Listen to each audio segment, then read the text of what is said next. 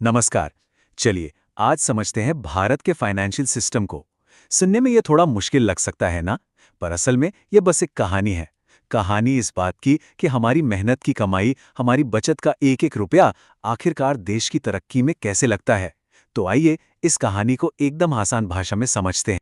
अच्छा, हम सब कहीं ना कहीं पैसे बचाते ही हैं। कोई बैंक में रखता है, कोई कहीं और इन्वेस्ट करता है।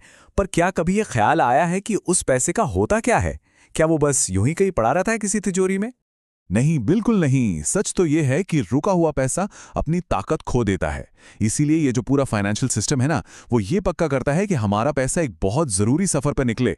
एक ऐसा सफ़र जहां वो सिर्फ पढ़े ही नहीं, बल्कि पूरी इकोनॉमी को अपने साथ आगे बढ़ाए। तो ठीक है, इस सफर का पहला पड़ाव क्या है?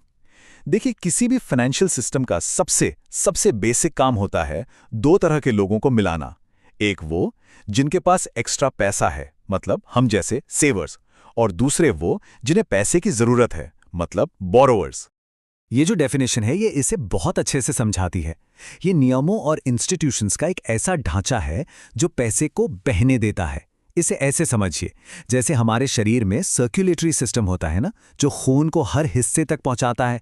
ठीक वैसे ही फाइनेंशियल सिस्टम पैसे को इकोनॉमी के हर कोने तक पहुंचाता है, खासतौर पर वहां जहां इसकी सबसे ज्यादा जरूरत है, ताकि नए आइडियाज को, नए बिजनेस को फलने फूलने का मौका मिल सके।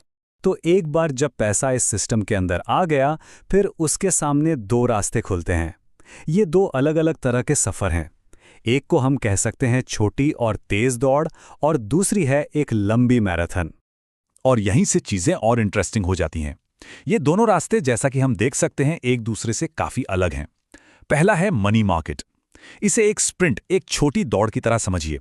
मान लीजिए किसी कंपनी को अगले महीने अपने एम्प्लॉयज को सैलरी देने के लिए थोड़े वक्त के लिए पैसा चाहिए, तो वो मनी मार्केट से पैसा उठाएगी। ये शॉर्ट टर्म होता है, इसलिए इसमें रिस्क भी कम होता है। अब आते हैं दूसरे रास्ते पर, कैपिटल मार्केट। ये एक मैराथन की तरह है। जब किसी कंपनी को एक बड़ी नई फैक्ट्री लगानी हो या सरकार को कोई नया हाईवे बनाना हो, तो उन्हें लंबे समय के लिए एक बड़ी रकम चाहिए होती है। ये पैसा आता है कैपिटल मार्केट से। जाहिर है, इसमें वक्त और रिस्क दोनों ज्यादा होते हैं, पर देश का जो असली इंडस्ट्रियल विकास है ना, वो यहीं से होता है। तो चलिए अब इस मैराथन वाले रास्ते को, यानी कैपिटल मार्केट के सफ़र को थोड़ा और करीब से देखते हैं, क्योंकि ज्यादातर जो बड़े इकोनॉमिक बदलाव होते हैं वो इसी रास्ते पर होते हैं। देखिए, ये कोई आज का सिस्टम नहीं है। इसका इतिहास तो एक सदी से भी ज्यादा पुराना है।